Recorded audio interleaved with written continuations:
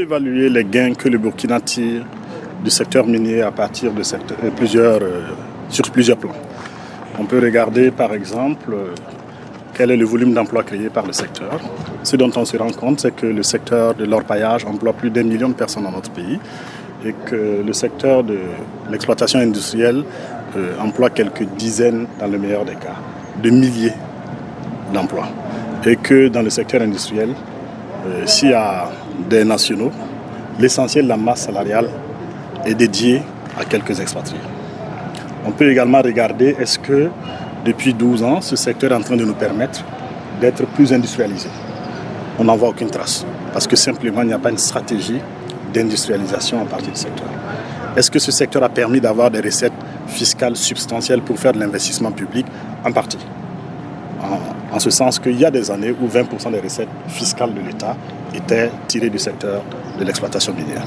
Mais on sait que pour plusieurs raisons, notamment les exonérations illégitimes, des fois des pratiques frauduleuses de la fiscalité font que le bénéfice en termes de ressources fiscales est bien inférieur et qu'on peut en avoir davantage.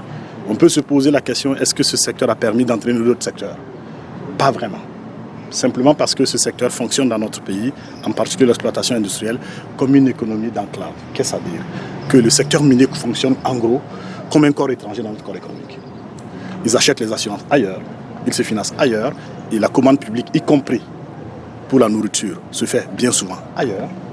Et que le peu qui va à l'économie nationale n'est pas toujours, en termes de fourniture locale, n'est pas toujours gouverné par des règles saines, par des règles saines. En particulier, qu'il y a un développement important de la corruption, y compris dans la fourniture minière locale. Qu'est-ce à dire? Que vous avez des sociétés minières qui ont besoin de contracter avec des entreprises burkinabées pour transporter les minerais, pour servir tel service, pour faire amener tel bien. Et qu'à cette occasion, il y a de grosses interférences politiques qui font que les marchés sont distribués à d'autres cours plus compétents, qui font que les marchés ne sont pas distribués aux meilleurs. Et que même dans les cas où les meilleurs ont ces marchés, du jour au lendemain, ces marchés peuvent être réalloués à d'autres en raison d'influences politiques. Donc le secteur est en train de voir une énorme corruption se développer en son sein et qui contamine d'autres secteurs. C'est extrêmement grave pour notre pays. Les bénéfices du secteur, si on veut les accroître, il faut qu'on regarde dans 2-3 directions. La première, c'est de se rendre compte qu'en définitive, c'est la propriété capitalistique qui est le paramètre critique. En d'autres termes, à qui appartiennent les mines? Est-ce que les mines appartiennent à des Burkinabés, à des Ouest-Africains, ou comme c'est le cas majoritairement aujourd'hui, à des gens venus hors du continent? On n'a rien contre eux, mais la vérité économique veut que, quand c'est ainsi, le pays en tire le moindre bénéfice.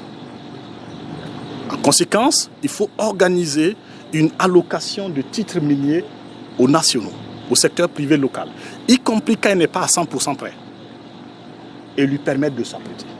Pas parce qu'on veut le secteur privé local pour le vouloir, parce que c'est par là qu'on va avoir le meilleur bénéfice pour l'ensemble de la nation, pour le développement local, pour le développement de l'emploi local, le développement de la chaîne des valeurs, y compris l'industrialisation. Nous insistons sur le fait que cette politique de champions nationaux n'est pas l'appel à une politique de champions amicaux ou de pions familiaux. Qu'est-ce à dire? Il ne s'agit pas de dire que, puisque Free Africa dit qu'il faut donner les titres miniers, il faut accorder des titres miniers aux nationaux, eh bien, je prends mon cousin et je le lui donne.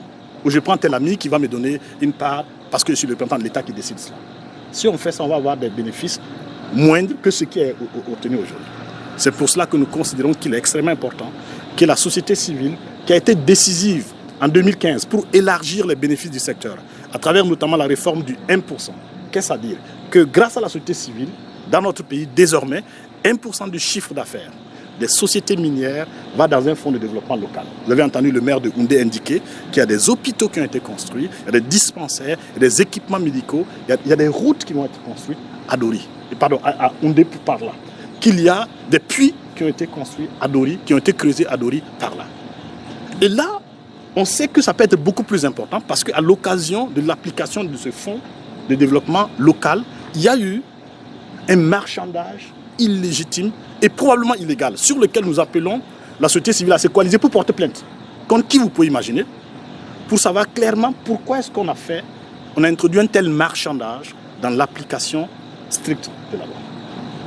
Le dernier mot que je vais indiquer, c'est que nous ne pourrons pas avoir une gouvernance vertueuse du secteur si nous avons des conflits d'intérêts aussi importants que cela.